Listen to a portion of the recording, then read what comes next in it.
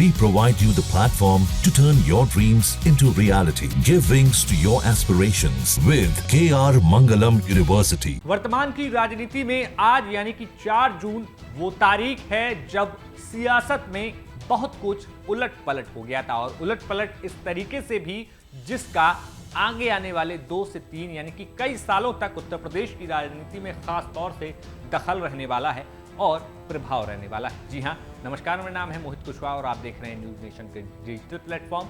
हम बात कर रहे हैं 2024 के लोकसभा के परिणामों की, जो कि 4 जून को 2024 में सामने आए थे।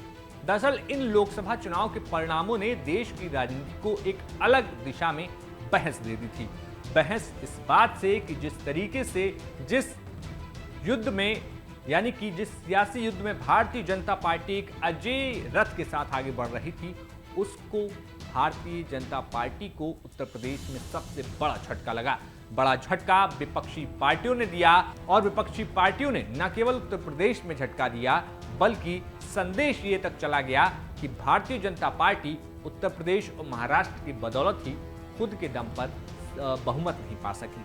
और तो और तब दर्द और ज्यादा हुआ जब भारतीय जनता पार्टी अयोध्या की सीट हार गई, यानी कि फैजाबाद लोकसभा सीट पर समाजवादी पार्टी के अवधेश प्रसाद लोकसभा में जीत कर पहुंच गए।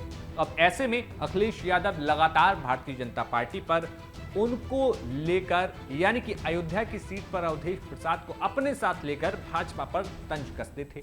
और ऐसा ही फिर कुछ आज भी हुआ जब 4 तारीख को अखिलेश यादव ने ट्वीट करते हुए कहीं ना कहीं उस दिन को याद कर डाला। अखिलेश यादव ने ट्वीट करते हुए लिखा कि आज 4 जून का वो ऐतिहासिक दिन है जिसने 1 साल पहले देश की राजनीति में उत्तर प्रदेश में पीडीए की एकजुटता का वो परिणाम देखा जिसने सांप्रदायिक राजनीति की नकारात्मकता को हराकर उत्तर प्रदेश में सकारात्मक, सौहार्दपूर्ण और जन संवेदना से जुड़ी उस राजनीति का नया दौर शुरू किया था जो देश के भविष्य के निर्माण में मील का पत्थर साबित हो रही है। पीड़ित, दुखी, अपमानित, हर पिछड़ा, दलित व अल्पसंख्यक और आधी आबादी के रूप में प्रताड़ित महिला, उत्पीड़ित आदिवासी, गरीब किसान, मजदूर, कारोबारी, नौकरी पेशा, बेरोजगार युवा और हर एक वर्ग का हर पीड़ित पीडीए से लगातार जुड़ रहा है और एक बड़े पीडीए परिवार का निर्माण कर रहा है। पीडीए ही भविष्य है, जो पीड़ित वो पीडीए। बता दें कि 2024 के ही लोकसभा के वो परिणाम थे जब उत्तर प्रदेश में अखिलेश यादव यानी कि समाजवादी पार्टी ने सबसे ज्यादा लोकसभा की सीटें जीत ली थी। समाजवादी पार्टी को इन चुनावों में 37 सीटों पर जीत दर्ज मिली थी, तो वहीं भारतीय जनता पार्टी सिर्फ 33 सीटें ही जीत पाई थी। अंतर भले ही 4 सीट का हो, लेकिन ये अंतर अपने आप में कई मामलों में अलग अलग था, क्योंकि दूसरी तरफ कांग्रेस में यहाँ पर 6 सीटें जीती, रालोद ने 2 सीटें जीती, आजाद समाज पार्टी को 1 सीट आई और अपना दल ने भी 1 सीट जीती थी। बता दें कि 2019 में भारतीय जनता पार्टी ने उत्तर प्रदेश की 80 में से 62 लोकसभा सीट जीत ली थी। कहा तो ये तक जा रहा था कि 2024 के लोकसभा चुनाव में जो 400 पार का नारा दिया गया, और तो और उत्तर प्रदेश में नारा था 80 में 80 की, जो बात लगातार कई नेता कह रहे थे।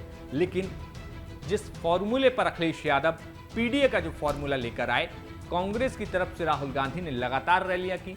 दोनों गठबंधनों में यानी कि समाजवादी पार्टी और कांग्रेस दोनों में सीटों को लेकर खींचतान आखिरी वक्त तक होती रही, लेकिन अंततः दोनों दलों के बीच सहमति बनी।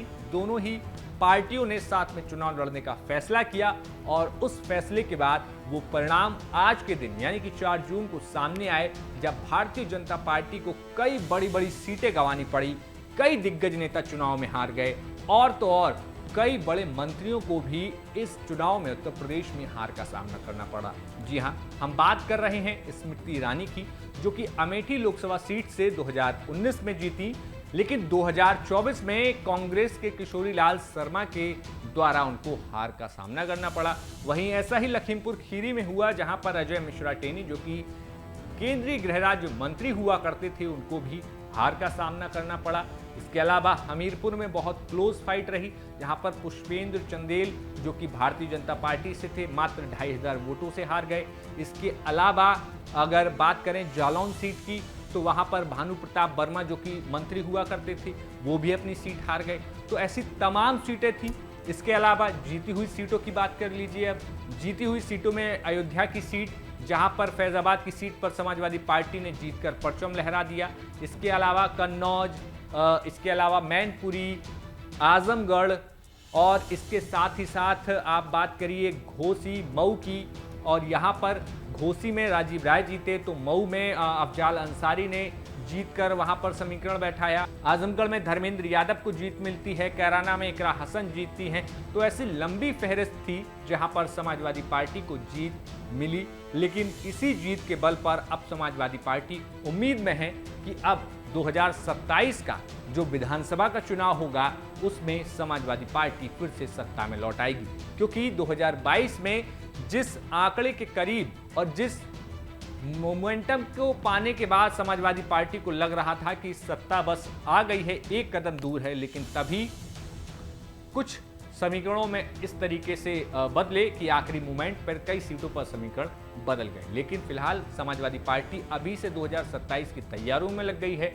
तमाम समाज और तमाम बिरादरी और तमाम जातीय संगठनों की बैठकें समाजवादी पार्टी कार्यालय पर हो रही है। कहा तो ये तक जा रहा है कि अखिलेश यादव ने अब तक कई सीटों पर प्रत्याशी अभी से फाइनल कर दिए हैं। प्रत्याशियों को ये तक अखिलेश यादव ने कह दिया कि आप क्षेत्र में रहिए और लगातार काम करते रहिए। तो ऐसे में अब जब 27 का चुनाव होना है और सबकी निगाहें उत्तर प्रदेश पर टिकी हैं, तो बड़ी बात यह है कि क्या इंडिया अलायंस उसी मजबूती के साथ चुनाव लड़ पाएगा? क्या Bharatiya Janata party India alliance का जो गठबंधन है उसको टक्कर दे पाएगी? क्या उसको वापस से तोड़ने में सफल रहेगी या फिर उनको टक्कर देने में सफल रहेगी? क्योंकि 2024 की जो ठोकर लगी है, अब भारतीय जनता पार्टी अपने किले को मजबूत करने में लगातार जुटी हुई है और 27 का चुनाव दोनों ही नेताओं की साख का सवाल भी बना रहेगा, चाहे फिर वो प्रधानमंत्री मोदी हों या फिर मुख्यमंत्री योगी आदित्यनाथ। तो देखना होगा कि आज जब 1 साल हुए हैं तो इसके बाद अब जब 1 से 1.5 साल का वक्त आने वाले विधानसभा चुनाव पे ये बचा हुआ है तो क्या कुछ समीकरण बदलते हैं वो हम आपको जरूर बताएंगे। देखते रहिए न्यूज़ नेशन। शुक्रिया।